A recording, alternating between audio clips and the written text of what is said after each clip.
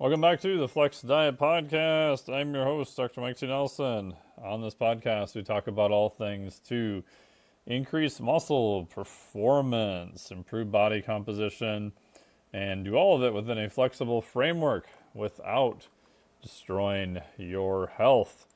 Today, on the podcast, we've got Dr. Jeremy Bettle. He is a performance director and applied sports scientist who's worked across the NHL, the NBA, major leagues, and high-performance international sport. His background spans injury prevention, return-to-play systems, load management, long-term athlete development, with a strong emphasis on integrating strength training, rehabilitation, and recovery into cohesive performance models. So after many years of working on the professional level, he's now focusing on translating elite performance systems into real-world strategies for longevity, resilience, and human performance. You can currently find him at Vitality Collective Performance. We'll put a link down below here. And also check out the Vitality Collective podcast. You may even find some weird nerd like me on his podcast, which is great. So, huge thanks to him for being on the podcast.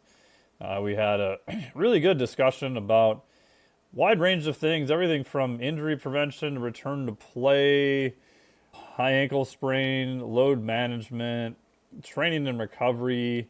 What are some of the benefits for eccentric and isometric training, soft tissue injuries and how you can possibly prevent them, recovery strategies, collaboration, and a whole lot more.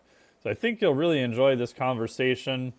Again, even if you're not working in a team setting in any form, again, a lot of these concepts can be applied to yourself. So take the concept of load management. That's generally done at a team level, but I use it all the time, as we talk about in this podcast, for my individual clients. And you can listen to the podcast and get all the more details about what that is. So I think you'll really enjoy this conversation. He is a wealth of knowledge and was just super fun to chat with him about all these things. Sponsors of the podcast today, if you want more information from me, be sure to check out my free newsletter. Go to MikeTNelson.com or go to the link down below. You can hop onto the newsletter completely free. We even send you a cool gift, and you'll be able to get updated on all things performance, muscle, body composition, and try to make the newsletters as entertaining as possible. So vast majority of the content from me is on the private newsletter, which you can sign up for free at the link below. Also check out our friends over at Beyond Power with the Vultra One. If you haven't seen it before, think of it as a super fancy cable system. But what's super cool about it is it allows you to do eccentric, concentric. You can separate those two. So if you want a way to do heavier eccentric overload training, this allows you to do that. Also gives you feedback on each rep. This could be used for velocity-based training if you want to go down that route. And then you can even do isometric testing. So for example, I put on the iron neck here the other day in the Extreme Human Performance Center, which is the garage gym. And I did some isometric neck testing, left, right, front, and back. And what's cool about the Vultra One is it allows you to do isometric testing. And it'll tell you exactly what it is. So you can look for injury prevention or you can use it for a training modality. So I really like it. It's been super, super helpful. I am an affiliate for it. So if you do purchase it through the affiliate link, I do make a few shekels. But Elliot and the guys there have been super, super nice. And it's had it now, I think probably coming up on, is it over 5 months? And yeah, it's been working great. So highly recommend you check that out. Also, check out our friends over at Rogue. This is an affiliate link also. Not only do they have great strength training equipment, plates, bumpers, all the basic essentials, you can pick up my favorite machine for increasing your capacity, which is the Concept 2 rower. Rogue also has their own rower there too. It's pretty good. I like it, but overall, I still like the Concept 2 a little bit better. But they did some cool stuff with it. But either way, You can check that out there, or you can check out the Echo Bike, which is great. I've got wonderful stuff there. It is an affiliate link, so again, you are helping support the show by going through the link there, same price to you. So those are the sponsors. Thank you so much for listening. Really appreciate it. And without further ado, here's this week's episode with Dr. Jeremy Bettle. Welcome to the program, Doc. How are you doing? Absolutely great, mate. Thanks so much for having me on. I'm super excited to be here. Yeah, thank you so much. I was on your podcast, which was great. And I was like, oh, I got to get you on my podcast because that was so much fun. Yeah. Mate, it was so much fun and super popular episode for us too. Oh, thank you. Thank you. Very Yeah. nice. Yeah, it was great. Today, I want to talk a little bit about, I would say, I classify it as injury adjacent, injury related. And Yeah. maybe because I'm a big Vikings fan that I can't go anywhere on Instagram now. I swear you click on one video, you'll get everything else. And if you work in the fitness industry, you get all sorts of crazy Yeah. stuff just because you're in the fitness industry. But it seems so our quarterback that we have, JJ McCarthy, who hasn't played yet as of this recording, other than basically a very short season so far, had a high ankle sprain. And the backup quarterback, last game didn't go so well. So now it seems like everyone is a high ankle sprain expert, and they're like, he should be in there playing. It's been over 2 weeks. What are they doing? They're a bunch of idiots. They're trying to protect him, and which is almost hilarious because you know that if they put him in and it was too early and he got injured or re-injured Yeah. it, which again could exacerbate it and make the whole thing even longer, everyone would be Yeah. like, "You're so stupid. Why'd you put him in knowing he wasn't 100%?" It's like you Yeah. can't, you'll never win, and it's just Yeah. hilarious to me. Like these, a lot of these people who are saying this stuff have, as far as I can tell, no medical background, no physical therapy, no exercise No. phys. They No. just all of a sudden anointed themselves the high ankle sprain king or queen, and they should just Yeah. follow what they say. Yeah. I have been that idiot being yelled Oh, at so on have both I. sides, right? It's so funny. It is. It's the target always goes on to that staff who are caring for the player. And it's funny, like even that statement, like these guys are such idiots, they're trying to protect the player. That's a stupid thing to Like do. that's a bad thing, right? I'm like, oh, wait a minute, isn't that like part of their job? Yeah, isn't that what we're supposed to do? Is have our Yeah, players be healthy and protected? Yeah. yeah. So yeah, it's such an interesting one. And we went through a bunch with the Maple Leafs of high ankle sprain stuff. It is such a different injury to the lateral Mm, ankle sprain. And I think people confuse the two. They don't really, yes. it's not that it's just further up the ankle and it's still just a lateral sprain. When you get into tearing that syndesmosis in between that tib fib and you start getting that separation, the healing that requires so that you can put weight through it, right? So that you can run and effectively, and it doesn't just re-tear every time you put your foot down. It's such a hard injury to rehab and takes so much longer. And so you've really got to be so patient and looking in from the outside. It's easy when you're on the outside and you've got nothing at stake, right? Oh Oh, yeah. you should do this and you should do that and you should tell the coach this and you should tell the GM that. Go sit in the chair and then have those conversations and make those decisions and live with the consequences, Yeah, because it's your right? ass on the line too. Yeah. Like you got a lot of Yeah, skin in the yeah, game then. yeah. And your relationship with that player, Yeah. right? You throw them out too early and they get a re-injury. Now they're looking at you. It's your trust with that player, right? You hold them back too long because they all want to play. These guys don't want to be sitting out. Yeah. And that was So a you're at criticism the end of the because rehab. someone in a press conference asked him, they said, "Well, are you ready to go?" And he's like, "Yeah, I'm doing practice. I'm going through everything." And he's, "Well, when do you want to go out and play?" He's, "I'll go now." Which, of course, the player is going to say that when Of they're course he's going to close say to that. Yeah. getting ready. What do you Yeah. expect them to say? And so then they're Yeah. like, And then he's "Well, telling the see, he coach said he's the same ready." thing. Yeah. Yeah. Yeah. Well, that's like when the coach comes out and puts pressure on them, asks them, "How you feeling? Can you play?" "Yeah, I can play." And then they turn and, "Well, Jeremy's saying you can't. Like, what's going on?" Yeah, So it's always that difficult period. Of course, the player wants to play. Of course, the staff want him to play, for sure. but they have to get him in practice. They have to get him the reps so that he is now prepared for the demands of the sport again, in order that he doesn't break down as soon as he's put into a slightly compromised position. Because that's sport. The easiest way to prevent sporting injuries is stop playing sport. Yeah, yeah. Don't That's play. not the point, right? So we have to expose them to a wide variety of extreme demands before we put them back on the field so that we know that they're prepared, right? And we can make really informed, data-driven or data-informed decisions with the player, with the coach, and make sure it's right for the team.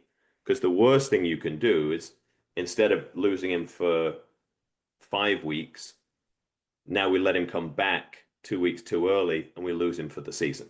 Yeah. Right. That isn't a better outcome. Right. So we have to be really judicious. If he needs another week, that's better than losing him for another couple months. Yeah. And it's week 7. It's not if you don't win this game, like your season is finished. It's okay. Right. I get it. If you're close on the edge, it's a high stakes game. You don't win, you don't have any more season. Oh, okay. And then on the back end of that, you potentially have a lot more rest if you don't make it Yeah. earlier in the season too. And I would imagine, this is just me theorizing, is that as a newer player, he didn't play much last year because of meniscus injury, that I would imagine that has to be taken into account also because you just don't Yeah. have the experience. You don't have the reps. The last thing you want is not feeling 100% stable, especially on a plant Yeah. angle and things like that. You've got enough things to learn and things coming at you at 100 miles an hour. Like that, you don't want that to add to the list of things you're wondering about when you're trying to play too. Yeah. And that's the thing. Hesitation is an injury factor in and of itself. Yep. Right. So when we would return people to play, the last criteria that they would have to pass was actually the psychological readiness to return. And that was, is the athlete psychologically ready? So that they can say they're ready, but if they tell you, I don't have faith in my skill, I don't have faith in the ankle, I don't have faith in this, they're going to be hesitant. And so they're going to plant with a stiffer leg, they're going to shorten the stride a little bit, which is a risk factor for another knee or ankle injury. Not to mention the fact that if you're half a step off the pace in the NFL, you're going to have your head taken off. Yeah. Right. So now you're exposed to a whole array of other injuries because people are out there trying to kill you.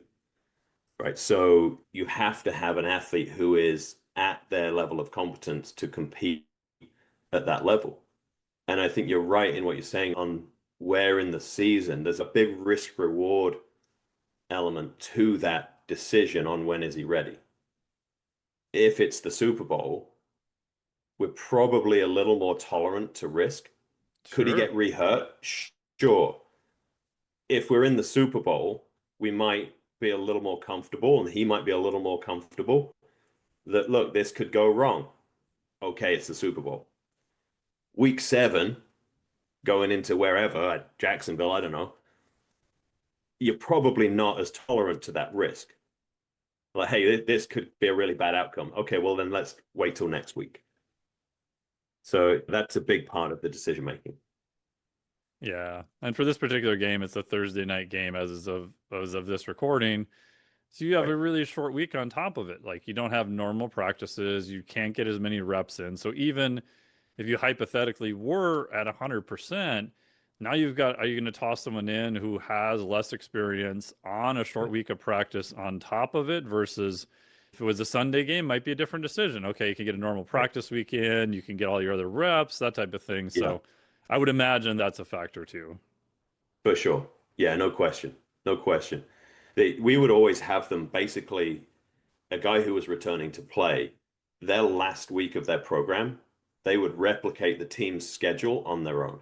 Mm, So cool. they would join in practice, they would practice full go, but if we had 4 games, they would have to do replica games on their own to match the team's schedule. If they were on a back-to-back, that guy played.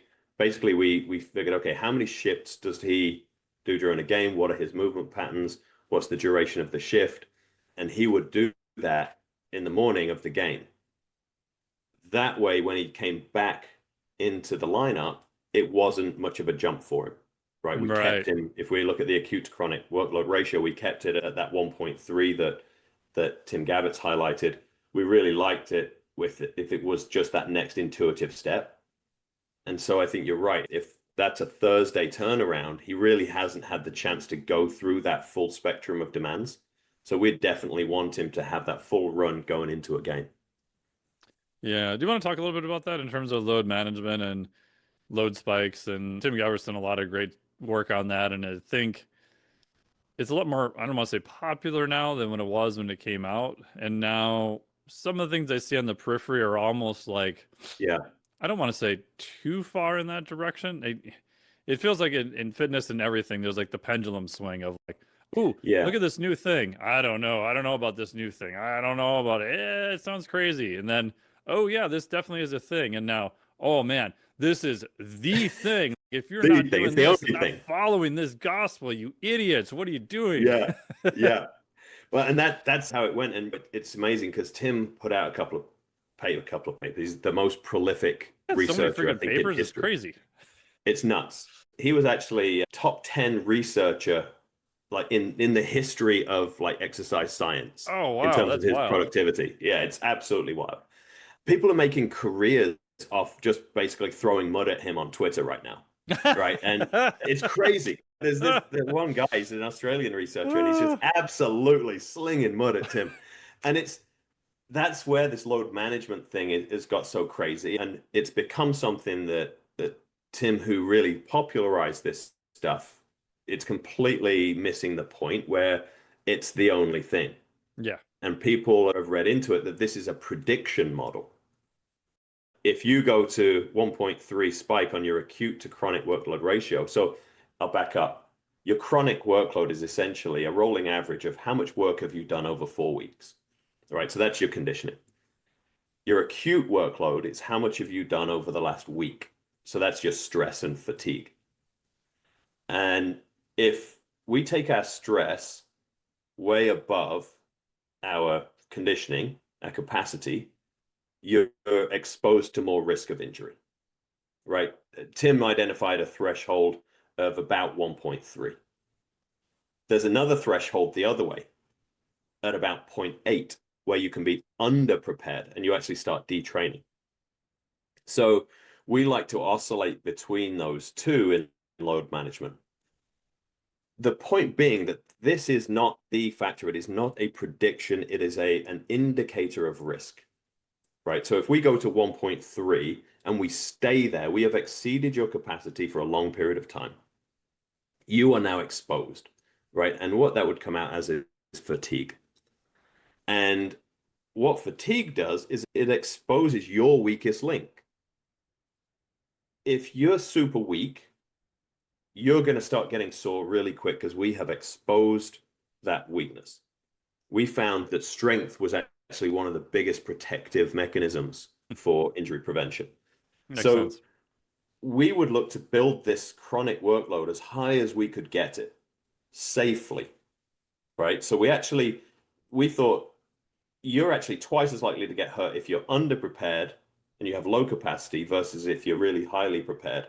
And because it's hard to spike your load above a really high base Yeah, of where are you gonna preparation. go? Exactly, right? So yeah, no, I've got this. I'm used to this. But you've got to get there safely. Yeah. And that's where the 1.3 was a guide to us is let's not just go from 0 to 100. You can't just throw them back into the game. So we would use that 4 weeks leading to a return to play to progressively step them up to that level where that replica week basically gave them a 1.3 into now full play.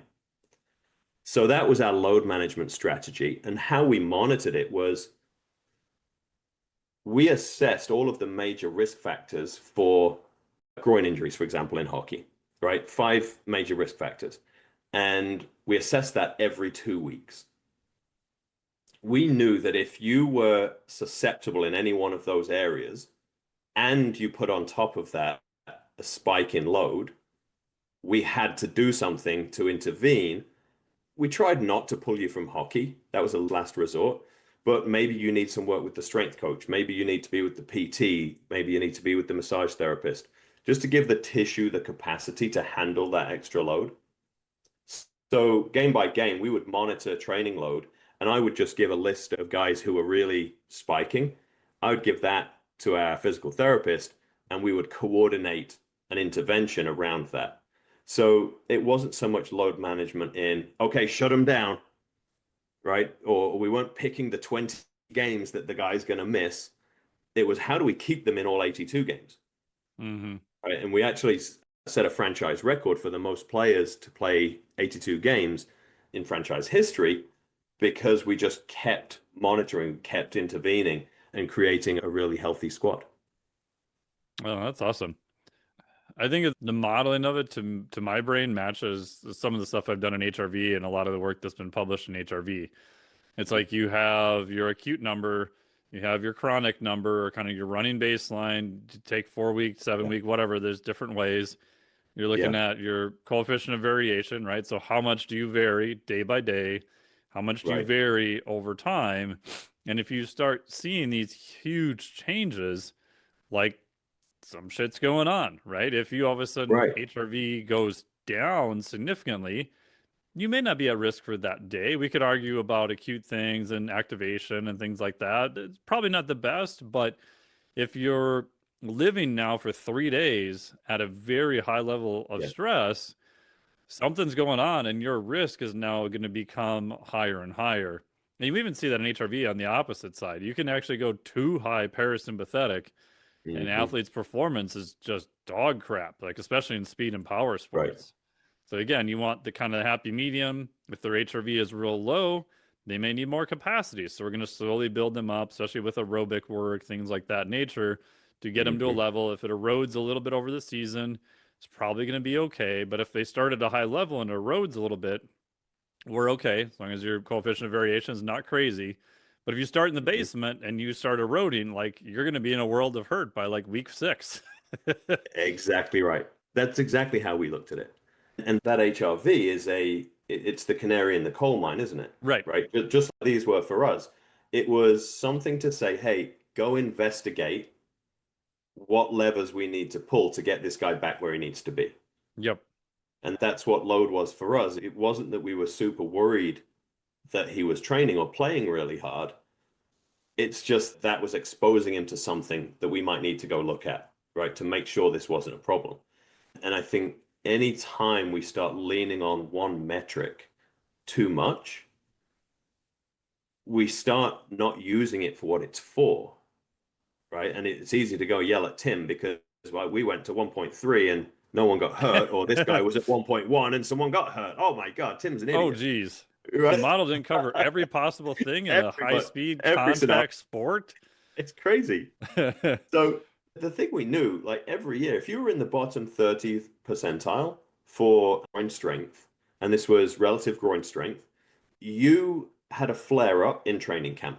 Every year, Mm, everyone in the bottom 30%. If you were weak, you had low local tissue capacity, you were exposed. And so exactly to your point, if you start low and you start seeing a drop off or you start seeing a spike in training load, you're in real trouble, right? It takes a longer time to get you to where you need to be. yeah. And the takeaway for the meatheads listening to this are like, oh, bro, but I only go to the gym every once in a while. Like the big thing that I took away from this literature was most people, if you're consistently going to the gym and you're on a halfway intelligent program, you probably don't need to worry about it. But the caveat I would add is that if you go on vacation or if you get sick or God forbid you're Right. on bed rest or have surgery or you see something dramatic, like you literally go from whatever your load was to potentially freaking zero. And then Yeah. you go from zero to potentially, if you're going to go back into it and you're like, oh, I'm just going to pick up at just where I was before, even though I had 2 weeks off of doing not much of Yeah. anything. To me, that's where I changed a lot of my programming. And so now I have what I call like a re-entry week. Even if you just had a Yeah. light week and you were off, like we're probably going to drop you to 2 sets. Don't go push it too hard. And especially if the athlete is older, my concern, I don't know what your thought on this would be, is I'm more concerned about the soft tissue than I am the muscle itself because I don't have any data to base this on per se, but my hypothesis is as you get older, you have those load spikes. Yes, it's a load spike, but I think it's a detraining faster than what we realize of the soft Yeah. tissue component. And therefore, when you go back into it, it's just not as adept as it was before if you go full potato back into what you were doing. Yeah, and I think, look, that's why men in their 40s tear their Achilles so frequently, Yeah, there's a right? lot of Because Achilles tears. a lot of Achilles tears, right? And we can spread that throughout the body, but we use this as the example because when we're young, we're playing basketball regularly, we're lifting weights, we're doing jumping type activities. Then we get jobs and we go and sit at a desk for 10 years. And we think that every 3 weeks we can go out and play basketball at the same level with none of the preparation. And so I think you're exactly right. And this is where I really caution people who are going to start running programs, going and playing pickleball, Pickleball's the name the high worst, man. intensity. It's the Yeah, because it's a worst. high intensity, it's a stop start, Yep. right? So it's a really highly challenging thing. It doesn't look like it on the surface, but we can't go from sitting at the desk to a full speed stop start type sport without thinking we're going to get some at least irritation. Maybe worst case scenario, we get an Achilles tear.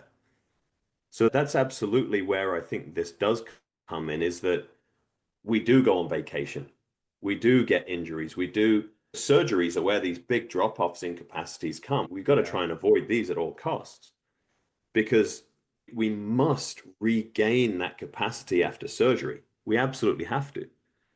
Otherwise, we're so susceptible to these injuries. And you and I joked on my podcast about the ego injury. Yeah. Like, how many of those have I had, right? Oh, Like, where I'm in yeah. the gym thinking, oh, I can hit this next I lift. can do one more. Hold my beer. Yeah, exactly. Exactly. This is exactly what I would tell my clients to do. Yeah, yeah. So yeah, I couldn't agree more. I think you've got to be so conscious about exposing your body to these loads and to the types of activity. The forces, the velocities, and the directions you're going to be moving in are critically important because you can exceed your capacity in any of those three quite easily, especially after one of those interruptions. Yeah. I told my little belt squat story before, but I think belt squats are a great exercise. You can do full range of motion, no spinal loading. So even if Yeah, you're kilted over a little bit, it's not loaded, so no big deal. So to me, yeah, that's like a great exercise for kiteboarding, snowboarding. If you're going to do a big drop and your knees are going to end up in your chest, like you probably should yeah. train that type of motion. But man, though, you get the weirdest looks in the gym, and I've had like 3 people come up to me like over the course of the last 6 months of like, what are you doing? Because Yeah. you think about it and you're like, oh, I guess it does look weird for someone to do a full loaded squat in the gym where their butt is on their ankles. And their first question is, but you can't lift as much. I'm like, no, I can't lift anywhere close to if I just stopped at parallel. But I explained to them what my goal is and what the thing is. And they're Yeah. like, ah. But I, yeah, I just think like you have to run the priority list of what is your top priority? What are you training for? What are you trying to Yeah. do? What risk is involved with that? Because if I'm trying to do a 20, 30-foot jump in the air, like kiteboarding, there's some shit that could go wrong, right? And I'm under no Yeah. illusion that's like a safe thing to do. I think you can do it in a safer manner for sure, and you can Right. prepare your tissue for it. But it's fun, and I've accepted the risk for it. At the same Yeah. time, I'm doing everything I can to mitigate the risk, which I think is a lot like well, hockey, Exactly. NFL, whatever. Like these people Yeah. have all signed up to play a very violent, high velocity sport. By the nature of the sport, there are going to be some probably pretty bad injuries. However, you're also going to do everything you humanly can to try to reduce that risk to as low as you possibly can at the same time. Exactly right. And you said it there is understanding the risk, understanding the demands of what you're going to ask your body to do. Right.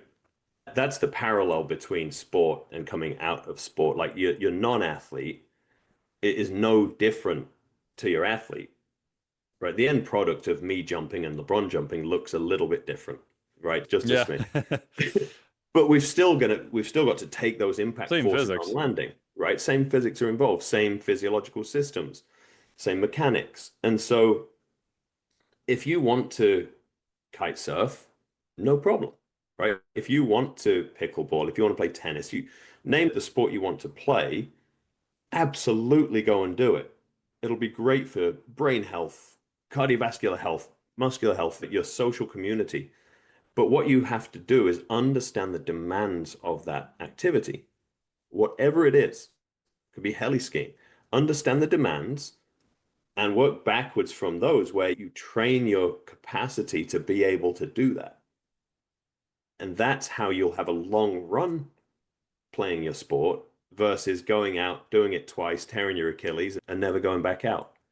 And I Yeah. think that's where we expose ourselves outside of sport because we're not thinking with that goal in mind. Yeah. And in some environments, it becomes almost paradoxical where I won't say his name. I don't know if I have permission to use it, but he was a intern in the NFL at a very popular team. He was in charge of one of their top players, and he came in and they told him like, "All right, you're in charge of that guy. If he gets injured, just don't even say goodbye. Just pack your bags, just get in your car and go home." Right, And he's right. like, the first test he did was this guy was a linebacker, had a treadmill test. And he made the mistake of running the two top athletes on the team next to each other on the treadmill. And so he's looking over at the guy next to him, and they had this contest all of a sudden in training to see who could get the faster top speed. And he's going, "Oh my Oh God, no. I'm so screwed. Like, I'm going to get fired." And it's this weird culture of you definitely can injure anyone. If you're playing in a controlled environment, like you have to be safe. But at the same time, like you said, with adaptations, you're literally training these 200-300 pound human beings to run full speed into another human being Another human. that's that big. So if you don't train and you're not strong and you don't have the tissue and everything else, like being weak, you're going to get injured also. So it's this balancing act all the time because you can't just not train because that's going to be worse, but you can't go above and beyond the demands either because then you're at a risk of an injury in a sport that's already prone Yeah. to injuries just by the nature of it.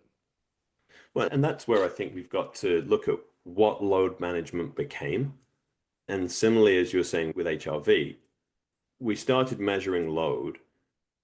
We identified that there were injuries at high load. And so we just thought, okay, well, let's do everything we can to remove it. Right. Right. And as we did, what happened was Oops. injuries in the NBA doubled, right? We Yep. got rid of practice, we got rid of shoot around, we got rid of just about every way we could load a player. And then we started telling them, okay, well, now you're not going to play these 20 games, Right. right? Because we need to manage your load. So guys were just detraining and becoming way more susceptible to injury. So just like you said, we can't be too parasympathetic or too sympathetic, but we need to be able to have the range to operate at both ends. Like we wanted people to oscillate between that 1.3 and zero point 0.8 because we need to be down here to recover, but we also need to be up here to condition to actually improve our capacity. So how do we balance effort and recovery? That's the key. It's not just being at 1.0 the whole time, because then you're just going nowhere. You are what you are. Yep. Right? And that's the thing. You can't perform if you're too parasympathetic. So we need you to be a little bit sympathetic in order to perform. We just need you to be able to shut it off once you're done and come into a recovery state. So that oscillation is very important. And we mustn't protect ourselves from load. We must stress the body. We must keep working. We just need to do it in a safe way. Yeah. I have a little concept I just call human dynamic range. Basically, what's your low, what's your high, and how fast can you oscillate between them?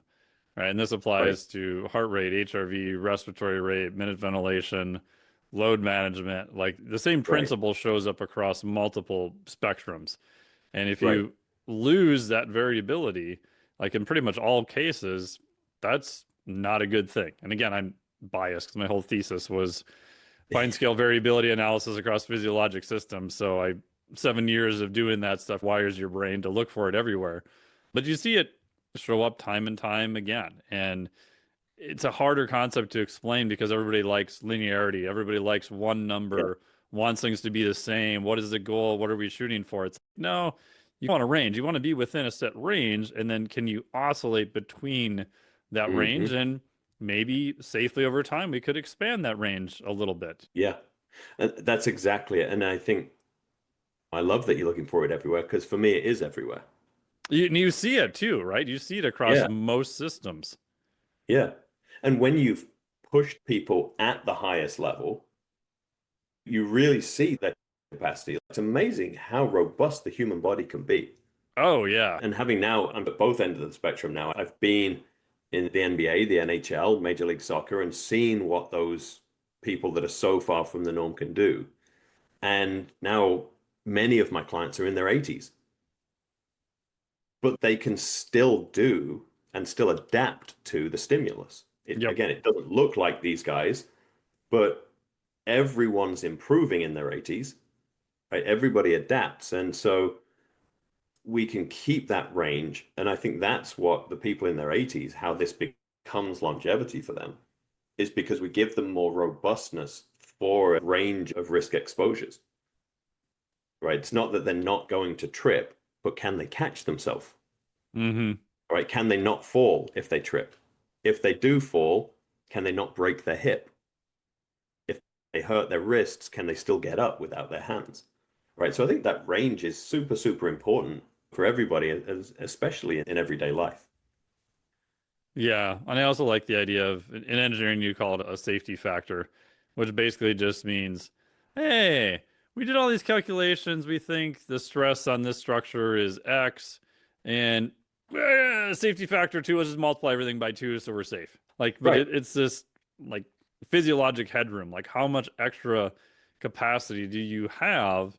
Because if you have those insults or you trip and fall, if you watch videos of a lot of older people trip and fall, from what I've seen is most of the time the reflex is there and they get the position semi okay, but then they just fall, they just fold like a house of cards because they can't Yeah. handle that impulse at that speed with that force, etc. Right. Right. And that's exactly it. So think about what goes in. And this is why I think like we focus a lot on power training in our Yes. 18 books, right? Because think about what you need. Like you trip, first of all, you need the reactions. Yep. Now you need the fast twitch to be able to get your leg out in front of you. Once you get that plant, as you said, now your quad's got to fire with a rate of force development that actually can put the brakes on for you. It's got to have the overall strength now to hold that position so you don't just crumple. Right. So there's so much that actually goes into not falling. It's a critical thing that we should be training. All of us should be training for this. That's why I love sport, love tennis, love pickleball, because it teaches you to stop and start. Oh yeah. Right? And there's not much better than going quickly into a lunge to play a drop shot to replicate that trip and fall.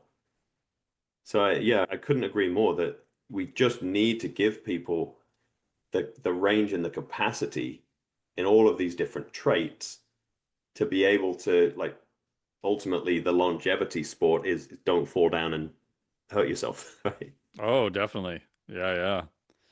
Are What are your thoughts about the eccentric portion of that? My bias is probably I'm highly biased because I helped write the second Triphasic 2 book from Cal Dietz. Yeah. That I think with newer technology now, like with the K box, or shout out to Elliot at Beyond Power of Ultra One, I think there's ways we can safely train eccentric now that might have been a little bit Yeah. harder to do in the past. And I think that's a underrated thing, especially in older individuals. Yeah, we emphasize that so much. That braking effect, right? Your ability to slow down. I don't know that like with most people, even like getting them on a K box would be the limiting factor. Really super loading that eccentric is even necessary for a lot of people right away. Sure. Oh, I agree. Yeah, But it's a for progression. my people, it's can you sit all the way down into the chair without dropping that last 3 inches? Yeah, because if you watch Right? someone is good, kaboom. Boom. Yeah, exactly. So even just a really controlled descent, right, without even getting to where we've got to really put this specific emphasis on it. For me, it's been about can they control with good mechanics through the range of motion that they're going to need to go through the full 3 phases, right? Can they eccentrically drop down? Can they isometrically pause and then change direction? Yep. And then we play with those velocities. right? Can they drop in a little faster and be able to turn it around quicker, right? As we start jumping, I just introduced drop jumps for an 83-year-old woman recently. Oh, cool. And she's jumping off, I don't know, it must be, I'd say it's probably 18 or so inch box. Oh, And she's nice. jumping off the box, landing on the ground, jumping back up, right? Doing a vertical jump off the landing. So we can get you there. And that eccentric component, I think, is vastly underrated in what's going to be important for you as you age. Yeah. And my brain goes to, I wonder if you did like a triphasic type approach where you did more eccentric emphasis for 2 weeks, isometric for 2 weeks, and then put them back together the following 2 weeks. Would Yeah. you see faster progress? Because I don't know what you've seen also is that if I have somebody new who's younger and I have the choice of using some eccentric overload on them, not all the time, but I would say a vast majority of the time, their form looks much better almost instantly. There's something about that Yeah. eccentric component that it's easier to get in positions for some reason I've never been quite able to figure out or even really articulate. Yeah, we absolutely use that, certainly at the college level, a ton. Sure. But then I'm seeing it a lot now where, for example, if somebody couldn't do push-ups, right, or wasn't very good at push-ups with good form, if somebody couldn't do pull-ups yet, we would have them, if push-ups most of them could do, we would have them do a set of push-ups to failure and then add 10 eccentric push-ups onto the end Oh, because they could nice. still manage that eccentric control after failure. And so Yep. that's how we would use to boost the strength there. And similarly, if they couldn't do pull-ups, we would actually have them do eccentric pull-ups. Mm-hmm. So we would actually start them jumping up into the start position and control the descent on the pull-up to increase that capacity because we know you can produce more force and that adaptation does transfer into the concentric as you adapt. But it's really the only way that you can load that movement effectively once you're past being able to do a lat pull down, or in Mm-hmm. our gym, we didn't have a lat pull down. So that's how we could get them exposed to that load and start improving that. Cool. I like that. Yeah, I've used that a lot too. And my other little thing in my head is just watching how fast the eccentric is. And if it's Mm-hmm. too fast, it's, oh, let's find something else for a little period of time. But for most Yeah. people, it works really well. Yeah, I think so. That is a great place for people to observe their movement. If you're dropping into your squat too quick and trying to bounce back at the other side, can you control that all the way through the movement? And often you'll need to strip off a bit of weight and it can be a bit of a blow to the ego. But a great place to start is making sure that eccentric form is really good because again, that's where we found a lot of the injuries happening because it's such a high force movement to contract while lengthening and change direction. So if a guy couldn't control their mechanics going into an eccentric, there was a big flag for injury risk for us. Have you found if, say, we're doing a squat and we're saying, okay, do it over 6 seconds, and the athlete gets done a few reps, like they have the timing down, then you add a little more load and load. I've noticed that the portion where they move the fastest almost always matches to where their weakest position is also. Right. So again, like if you see a squat and you're like, good, the last maybe 3 inches, you're like, whoop. That Yeah, tells me without having to load them to failure that I can almost guarantee that's the weakest portion of the lift. Have you observed something similar? absolutely. I see it with athletes. I see it now with the population I'm working with.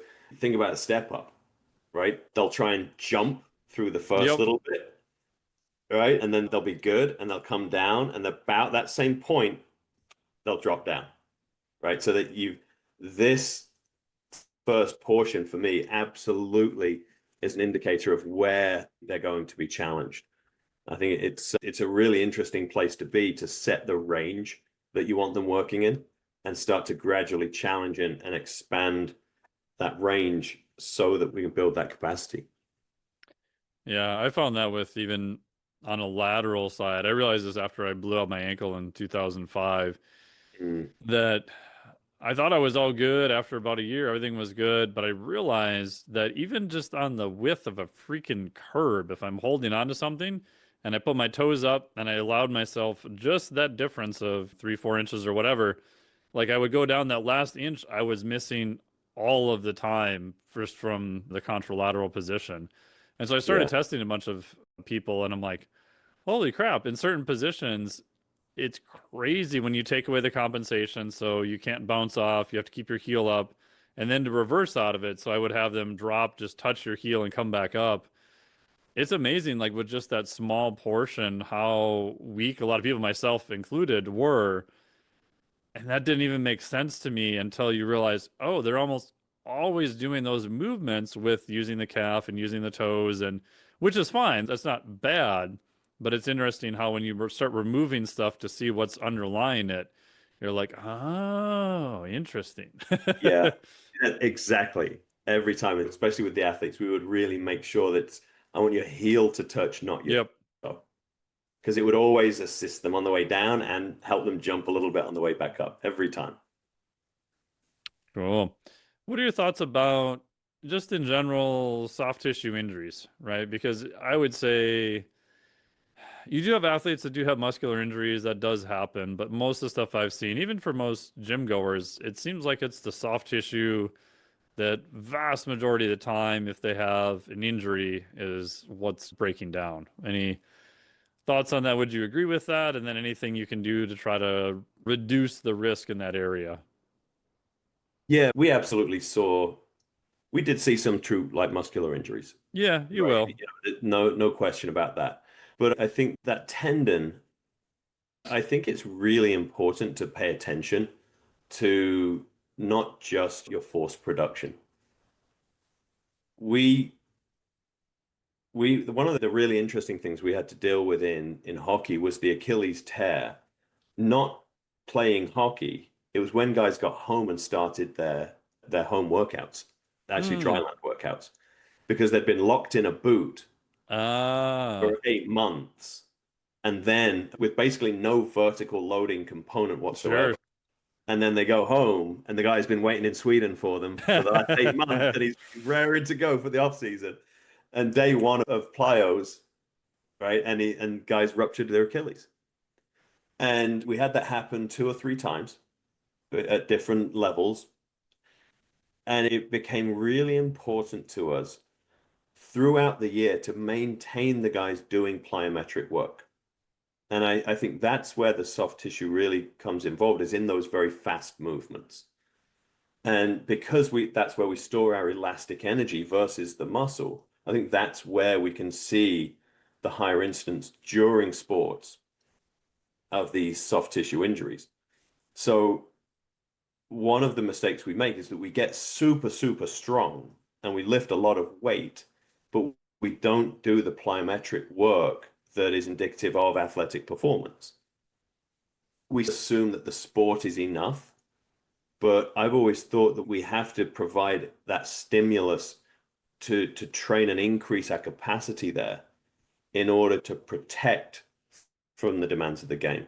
Mm, Something I did in the NBA was when I was with the Nets was we would start every practice with basically 3 rounds of 50 jump ropes, band around the ankles, 12 each way, working for the glute med, and we'd just go back and forth. And we'd do 3 rounds of that just to make sure just that jump rope was going to be enough for me for that Achilles, right? We just had to keep giving it the stimulus. And we didn't have any Achilles problems throughout that time. So that's the missing piece for me. I think we shy away or we put our plyos in blocks where, okay, now we're doing the power phase, right? And we spend 6 weeks doing it and then we don't do it again for another 6 months and think that is going to continue to protect us. But it gets washed out after the first 3 or so weeks if we stop doing it. So we started putting year round, we're doing plyos, doesn't necessarily have to be the highest level. Year round, we're going in multiple directions, right? So we're going to be doing lateral plyos, vertical, long jumps, things like horizontal plyos, and really conditioning for, again, those three, the force, the velocity, and the direction, in order to protect against those specific types of injury. Very cool. I know, again, Coach Calditz has talked a lot about the ankle rocker series he has with his both professional and a lot of his college hockey players of, and the first time he explained it to me, I was, what are you talking about? They're playing a boot all the time.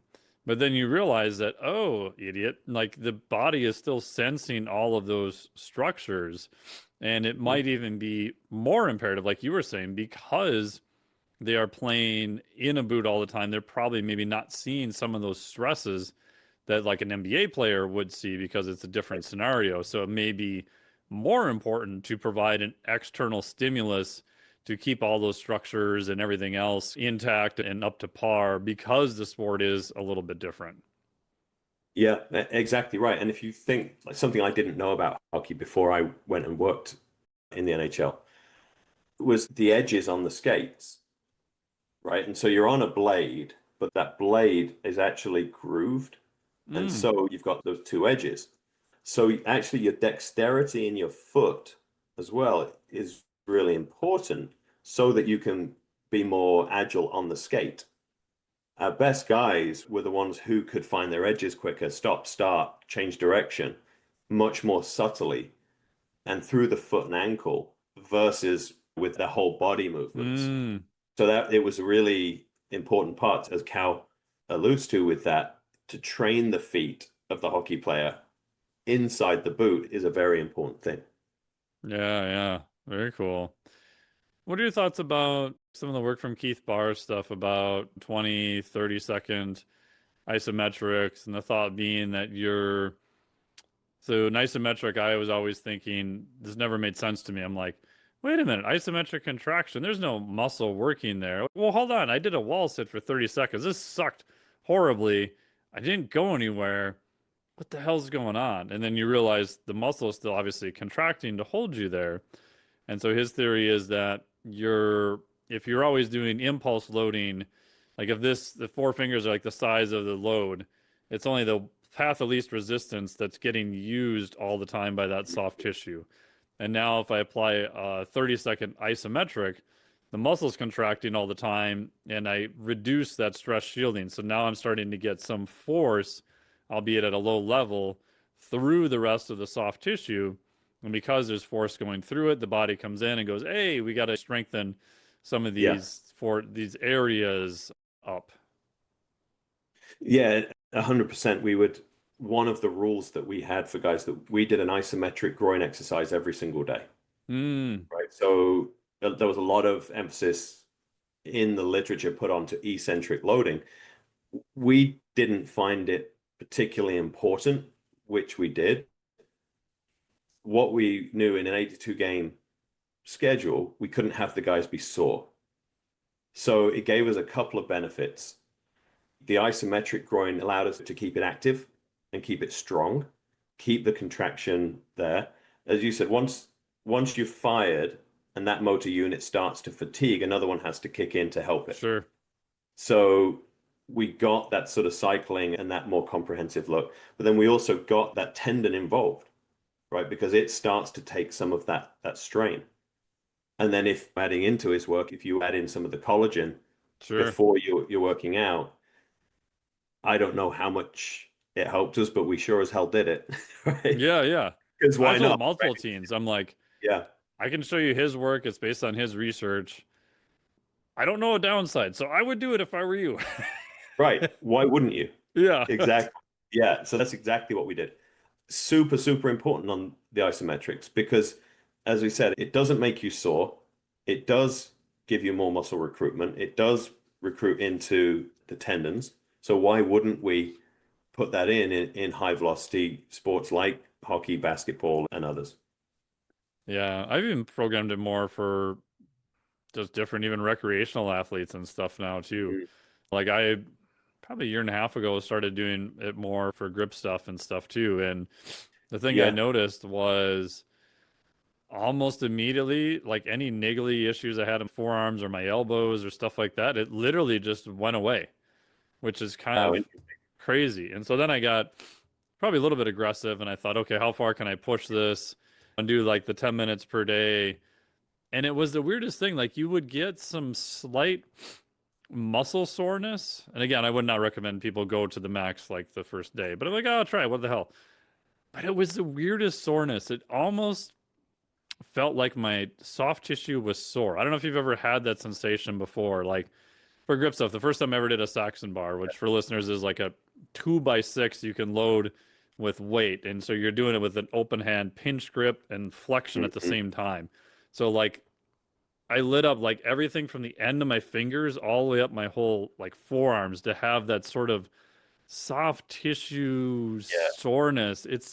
Yeah. It's a different sensation than muscle, but I'm like, I don't know. It just feels like it's doing something. Yeah. It's like a deep ache, isn't it? Yeah, it's an odd sensation that if people haven't had it, it's hard to explain because it's not soreness, it's not like a niggly thing. It just literally feels like your soft tissue is just like somebody strung it tight almost. Yeah. Yeah. That absolutely, yes, resonates with me. So do you think there is some benefit then you would agree with doing some isometrics, having 12, 15 grams collagen 40 to 60 minutes before? So some of his early work with Shaw showed use of vitamin C. Debatable if that makes a difference, but Yeah. Yeah, but throw it in anyway. yeah, it's not going to harm anything. We always thought that with the athletes, right? And I am taking all of that learning now that we got with the athletes and applying that to the general population. Awesome. So we've just moved everything from that we were doing here over to this new group. Yeah. Because And the principles are the same. of course it is. It's the same Yeah. body, Yeah. right? And so we just thought if you look at a problem and everybody takes their perspective on it, from the nutritionist to the physical therapist, the athletic therapist, the strength coach, the data science, right, the technologist, if we all have a theory and a perspective on it, don't sit and argue which one of you is right. Do it all, Yeah. right? You get a more complete look at or you get a more complete solution, I'll say, because you might disagree with that guy. Well, you don't have the same training as him. Right. Right? And why not do it? Find a way to make it a system and put it in. So absolutely we would use the collagen, we would use the vitamin C. We had protocols for every type of injury with different nutritional supplementation, different dietary recommendations to complement the work we were doing, the stimulus that we were giving the body. So it had the building blocks. It's leveraging everything that we think could have a benefit for the human body and doing it. Not having your physio and your strength coach arguing with one another over who's right or wrong. Just Yeah. you're both right. Just do both. You're like, why wouldn't you? Yeah. I agree with that. And in the land of recovery, is there any other things you use that I don't want to say are on the bleeding edge, but again, may have limited data, but you found useful? So, for example, like we were talking earlier about the shift wave chair that I'm testing now, which I think is pretty cool for down regulation. I have used some PEMF systems that I don't pretend to understand anything the people who run the PEMF tell me, but some of the systems I have found seem to be beneficial. Has there been other kind of weird esoteric stuff where you're like, I don't know, man, but this thing seems to work? Yeah. So our approach to, well, my approach to recovery evolved a lot throughout my career. And I saw it replicated in young practitioners who were following behind me, and I got to mentor. I tried to control too much of it. I think we shouldn't feel like things that we do to the body are more important than the things that the body does to itself, Hmm. right?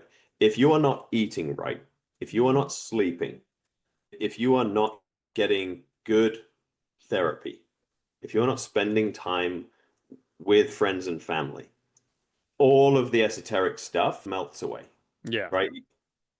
Don't, as a young practitioner, don't get guys to come in to the facility on 4 hours of sleep to sit in the Normatec boots so you Yeah. can see I them. never understood that. right? Let them stay at home and get some sleep. I Yeah. promise you, just even if you can't see them, it's better. Yep. So once we've got these big rocks that we know very impactful in recovery, we found that everything after that was, do you think it's helping you recover? Yeah, yeah. And you and I were just talking before we started.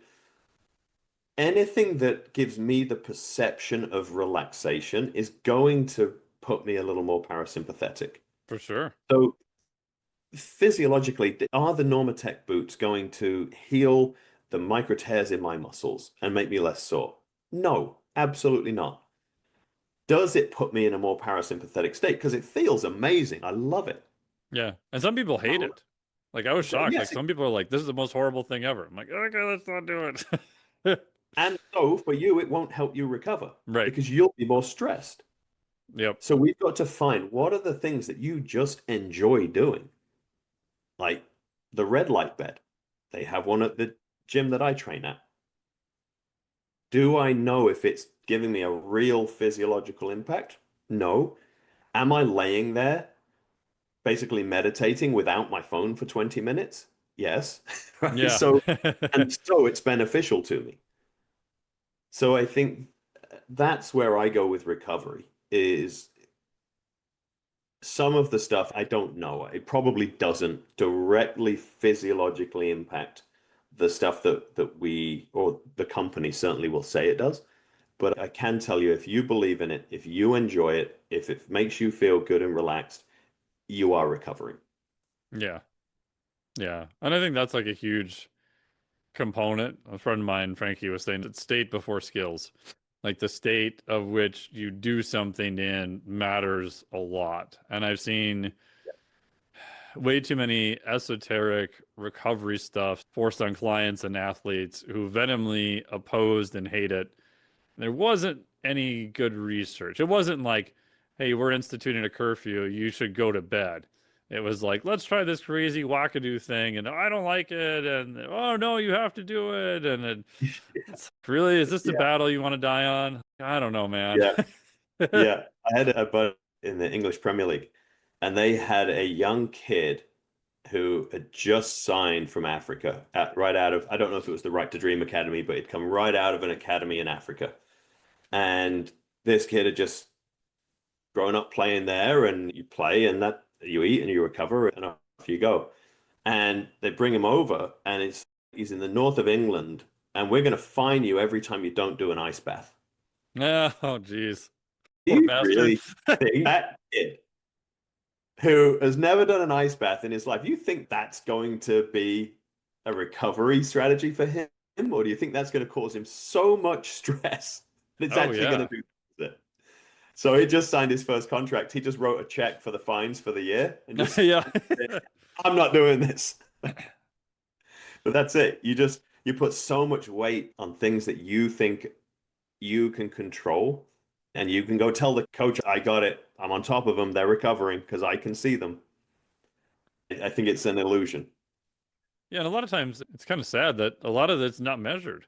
It's I don't care Right. what your measure is. If you want to take omega wave, you want to take vertical jump, you want to take HRV, you want to resting heart rate, respiratory, pick one. Like just pick one and then tell me you did said thing, did it move the needle or not? And if you have some interesting data, cool.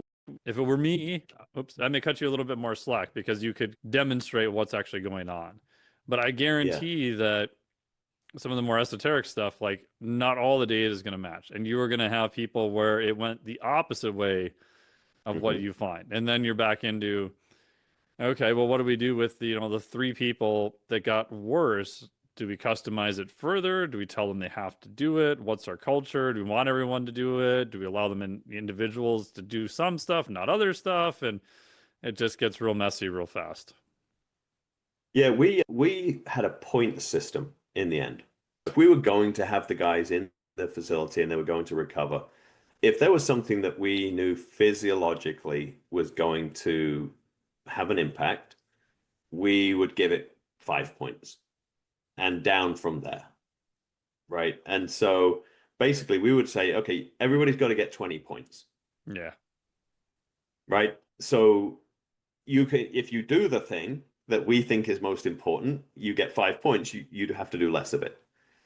But if you just want to do this stuff that's you sitting in a chair on the Normatec with your phone, you're going to have to be here for 8 days. Yeah. So I think giving the athlete or for yourself, right? If a non-athlete, giving yourself agency, flexibility, I think is really important. And then on the measure, I think you actually put a post out, it might have even been today, that you are still the best recovery monitor that's going. Oh, yeah. I always Yeah. thought, right, we can measure all this stuff with athletes, but maybe just ask them, Yeah. hey, how Shocker. you feeling? Right? And they'll probably tell you, hey, I feel like crap. Oh, I feel pretty good. And that is going to be as accurate or more than any of these bands that you can buy. And some of them, frankly, are random number generators, right? And then we start making decisions based on what this data is that's coming out. And we start outsourcing to them. You wake up, you slept great, you look at your watch. Oh, shoot, this says I didn't sleep well, or this Yeah. says my readiness shit. I can't train. Yeah. I think allowing things to guide and not make decisions, what's really important with that. Yeah. And that was wild. I think I might have been telling you like the presentation I did for the F1 racing teams for their staff and stuff was I've had all this data on respiratory rate and HRV, and we had a great discussion. Their coaches had amazing questions, and a buddy of mine also works for them, and he was saying, he's like, yeah, he was saying that just asking them qualitative how they feel. What are your thoughts on that? I'm like, yeah, it's still probably one of the better metrics we have, especially the caveat I would add is on athletes who are in very clear timed sports. Obviously, F1 is one of them, track and field, swimming, etc. Soccer, football, fuzzy sports, it gets a little bit harder to try to determine performance because it's not Yeah. as set and easy to see. So there's some caveats, but most high level athletes, as long as you get a true interpretation of what they think and they're not telling you what they think you want to hear, I think Right. the qualitative approach is still like really good to know. Yeah. And I think that there will always be those athletes that are telling the truth. Oh, for sure. Yeah. And so they give you a really good pulse on the rest of the group. Yep. I think those will be the guys that you can go to and be like, okay, for real, what are we doing? Right? How are we doing? And they'll tell you, especially if you've got a young team and nobody wants to be the guy that says, oh, I'm pretty tired. Right, right. And Yeah. you ask them in private, you don't take a poll in front of the group. Yeah. Yeah. How many Everybody here right feels like shit? Oh, Bob, you suck. Yeah. You're off the team, Bob. There you go, Bob. You're out. Yeah. Yeah. Cool. Anything else we missed in this area you wanted to discuss? I think a really important thing, like, is the team. We've talked about this a little bit, but understanding that everything happens on a spectrum, right? Low intensity to the highest intensity. And all of our skill sets are complementary. We talked about it a little bit with the strength coach arguing with the physio or the athletic trainer a ton. You're both right. You both just do different things. And I think there's if you're a practitioner, let's say if you're a person who's injured or an athlete who's injured, each one of your practitioners does something different. They've got to have enough self-awareness to know what their scope of practice is and what their expertise is. You've got to have the humility to know when the next guy is better than you at the next job, right? So your athletic trainer can take them through the correctives into the weight room, but he's not a strength coach, right? Your strength coach can take them back through correctives, but is not a physio or an athletic trainer. And so I think understanding when it's your job on that spectrum, and as the person, maybe it's me and I'm out in the real world and I've got to go and rehab an injury, knowing that I need a team of people, that you need your physical therapist, but they can only take you so far. Once you're done with physical therapy, you have to finish the job and work with a personal trainer, work with a strength coach to take you up to the demands of the thing you're trying to return to. That's you got to bridge that gap too, right? So often we get cut off from PT by insurance, and then we try and go right back to playing our sport. Yeah.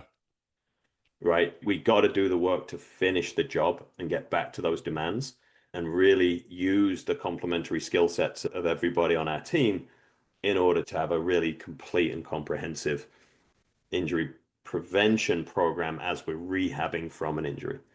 But same goes that even if we're healthy, we should still be using that full spectrum. Yeah. My other 2 cents I would add is, shocker, talk to the other professionals you're working with. I know it sounds so stupid too, but I've seen too many organizations where it's a lot of more old school sports, I would say, where it's so siloed and you don't know what the limits of the silo are. So I was in Europe, I Yeah, don't know, a while ago, helping with a very high level tennis guy. Obviously, I'm not going to say their name. Everyone there, the staff was super cool. Everyone was wonderful. And I was there. He unfortunately got injured beforehand. So I'm trying to help them piece this guy back together. Long story short, could not get his glute to work well. His QL was overfiring. Finally figured it out by having him lie on his side, doing some conversion shit with his eyes. And I'm talking to the physio as I'm doing this. And I'm like, hey, cool, look, we got his glute to work. He looks over, he's like, yep. I'm like, you saw that, right? He's like, yeah. He's like, that's better, right? He's like, yep. I'm like, do you want to know how I did that? He's like, nope. I'm like, no. He's like, you're doing some shit with his eyes. And I'm like, I couldn't figure it out. So later at lunch, I asked the guy and I said, no offense, man, but is this something you're not interested in? And his answer, which is valid, was, we never learned that's not the thing. We do the standard hands-on manual therapy like somebody else yeah, does that stuff. And I'm thinking, oh, I always thought this was like a physio thing, but you don't know what the other people think is their yeah, boundary and what their lane is until you actually talk to them about stuff, which yeah, was, it's a weird thing, but everyone yeah. has their own boundary. And then even to places where it's the opposite, where everybody's trying to do everybody else's job, and that's just as big a disaster too. So, Absolute disaster. It's really funny. I was laughing when you mentioned it because probably the most controversial and thing I had to fight for the most when I got these performance director roles was I had a mandatory all staff meeting every morning to talk about the entire roster. oh, So nice. I love it. everybody knew everything. And Yep. it so democratized all the information. Well, often in a sports team, information's currency, Yep. right? If I keep all the information, everyone has to come to me, Yep. right? The coach has got to talk to me, the GM's got to talk to me. I'm important. And now we gave it to everyone. Yeah. And it was the hardest thing was just to get everybody to speak up in front of everyone else. Okay, here's the athlete. AT, what are you doing with him? PT, what are you doing with him? Strength coach, what are you doing? Here's the load management data for him. So now we all know. And so I can't emphasize that enough. Speak to people, get together as a group. You will be better. And the athletes at the center, right? We all Yep. work for them, right? So it helps when you understand what everybody's doing around that guy. Yeah. And it's shocking. And even I see this more in a handful of individual sports where they have all great staff. Like they've got the strength coach, they got the skills coach, they got an agent, and then they've got the physio, whatever. And then something falls apart, or there's an injury, or you can't resolve something. And then they start having set experts come in who might be the best, might not be the best, but there's no one who's at the head saying exactly what you're saying. Okay, what are you doing? What are you doing? What are you doing? Okay, we all on the same page here. It's like everyone does their own little thing, and Yeah. it seems just, and it's gotten a lot better, but it just seems so odd to me that there's no systems-based approach. There should be one Yeah. person, now whether that's the athlete or not. Sometimes the athlete wants that to be them, him or her. Sometimes they don't. There has to be some structure, like you said, of having a meeting. Here's what we're doing. Whoever the coordinator is, they might not be the expert in every area, but they're in charge of, let's make sure we're all working together. And again, it's usually not a malicious thing. Nobody's trying to do anything wrong or malicious. It's just a Right. lack of just simple communication a lot of times. It is, and that's what that role is for. That's what my career came to was being a performance director and being that the first guy to hold that role in a bunch of different clubs. And it's somebody to make a decision, right? Yes. If the AT and the PT can't decide, if they're going to argue, if the strength coach is going to argue with the AT, it's somebody impartial to listen to both and make a decision. Yep. Because when we start clashing heads and everyone digs their heels in because they're the smartest guy in the room, that's when we start getting in trouble. We need somebody to say, okay, I've heard you all. This is the direction we're going, and I'm responsible. Yep. Yeah, and you take the responsibility too. Yeah. Right. Right. And you guys do your jobs. This is your job. This is your job. I take responsibility for the decisions that are made by the group going forward. And it frees everybody up and allows people to thrive in their roles because they're not competing over who's in charge, because there is Yeah. a person in charge. And that's why it worked so well.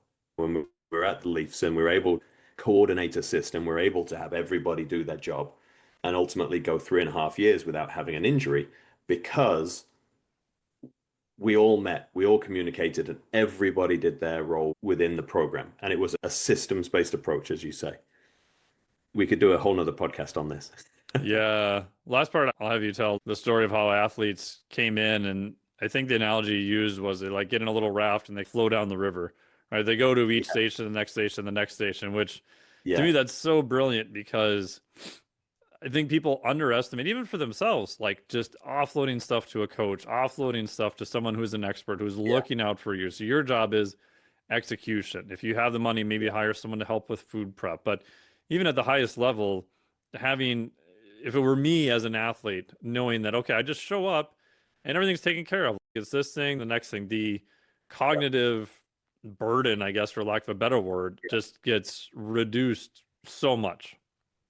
Yeah, just taking that decision fatigue off the Yeah. guy and just so it's exactly as you said. Like the way I viewed it was when the guy parks his car in the parking lot, he steps out his car into a river and he just gets swept along by the current, right? So when they would walk in, we designed the environment so that much of the system happened to the athlete, Yes. right? It's all the behavioral economics theories, Daniel Kahneman and those Mm-hmm. guys, where the nudge principles. So we knew as he walked through the door, we built a kitchen, hired chefs, hired the registered dietitian. So we knew what breakfast he needed. So when he walked through the door, the chef handed it to him, right? We had some buffet style stuff and we put the stuff they wanted to eat. We wanted them to eat at the start. So we knew they would load their plate. Rather than being an athlete driven training room, they had appointments. So everybody had to be on the table for their appointment at least once a week. So we knew they were getting a checkup on the table once a week, preventative maintenance.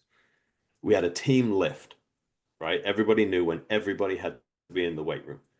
There were individualized programs, but everybody's in there at the same time. Everybody's hitting these big things that we knew were going to be impactful, right? It doesn't have to be as complicated as you think. Yeah. They would go through, they had a meeting with the head coach. His meetings were exactly 4 minutes and 20 seconds every day. So 4 minutes, 20 seconds, you're on the ice with the skills coaches, you're on the ice for practice, you come off, you do your recovery, and you go through any individual what you need to do, you eat, you get out. Now, in that system, it was so hard for them to not be bought in. Right? How do you work hard enough to not be in that system? No, I'm going to eat what I want to eat. Okay, where are you going to get it from? Yeah. Yeah. No, I don't like the trainers. I'm not going on the table. Well, you have to. Right? Yeah. Like, Yeah. I'm not a guy who lifts. Well, all of your teammates are lifting, Yep. right? And you're not going to be in the weight room and not lift. So it was structured, I think almost over structured at some times. I go back and forth. Did we take away too much of their decision making? But we had a pretty young team and we were teaching Yeah. them professionalism. And the guys hated the regimented nature of it when we first put it in. But I bet they loved it at the end. Loved it. Yep. Loved it. Because by forcing them to be in the system, they saw the benefits of it and so Yep. they loved it. Right? If they never participated in it, they'd never see the benefits. And so who cares? But because we forced their hand at the start, going and getting treated every week versus waiting until your groin's blown up, Yeah. it's a very different feeling, right? You feel good all the time. And we just thought, let's monitor this stuff and let's design that program now. And as we learn more about them and as we test and monitor more, We run them through their groin monitoring every 2 weeks and we measure everything they do. Now it becomes their program that is guiding them through, and we optimize each guy every day. And so they just feel amazing all the time. And it's all from systematizing and just have as much of your environment designed so your stuff you need to do happens to you, that Yep. you don't have to think about it as possible, because it makes it so, so much easier.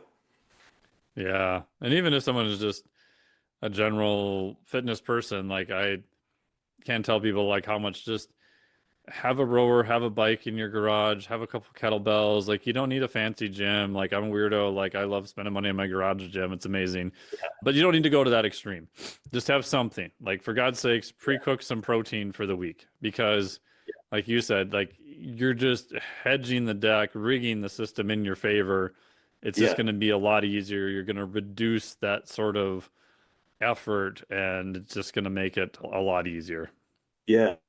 At the very least, yeah, have it in the fridge marinating, because I Yeah. guarantee Wednesday night you're going to be too tired to cook. Yes. Yeah. Right? All the Yep. best intentions, when like at some point it's going off the rails, right? Oh yeah. So just, yeah, just have the system ready and make it as easy as possible to execute. Because you said it on our show, the best program is the one that you do. It's like Oh, execution is for what sure. matters, right? If we put together the perfect program, but by Wednesday we're tired and we don't do it anymore, it's no good. So I think that's the one. Find what works for you that you can do every day and absolutely stick with it. Yeah, it's the violent consistency and then have a little bit of flexibility in your program. It's Yeah. like as long as it gets done, most of my clients know, like, as long as it gets done at the end of the week, that's by far the biggest thing. If you want to flip days Yeah. around, you need to finish part of it. You need to take this day and split it into 2 days. Great, that's awesome. Is that optimal? No, but is it going to be close enough? Yes. Is it going to be infinitely better than you skipping half of the week? Oh, by far. Right. And understand, if you're under periods of stress, I've got clients in massive periods of stress. And so it's okay to go into a maintenance program Oh, for sure. and just do a little bit for a period of time to keep yourself going, just to do something. Because it would be really easy to either burn yourself out or just go way off the rails, just stop altogether. Yeah, and it doesn't take that much to keep where you're at if you've been exercising for a while. It doesn't Mhm. take too much. Like you may not be at your peak, you may not feel amazing, but just doing 1 or 2 sessions a week is light years above F all nothing. Yeah, yeah, most certainly is. Awesome. Well, where can people find more about you? Yeah, so basically everywhere we are at Vitality Collective Performance. So that's Instagram, that's LinkedIn, and on YouTube. We're developing the YouTube, all of our podcasts go on there. And then our podcast is the Vitality Collective Podcast. Love people to follow along with that. We have some great guests, including Dr. Mike. Yeah, I was on there. It was fun. Yeah, yeah. So yeah, those are the main places. We'd love people to follow along with what we're doing. We're trying to bring all of this content and network out of sport and give as much of the knowledge away as we can. So it'd be great to see people following along. Awesome. And who's your general kind of target audience? Is it pretty wide?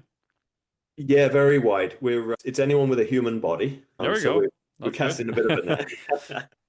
So we're looking at basically it's people mid 40s and up.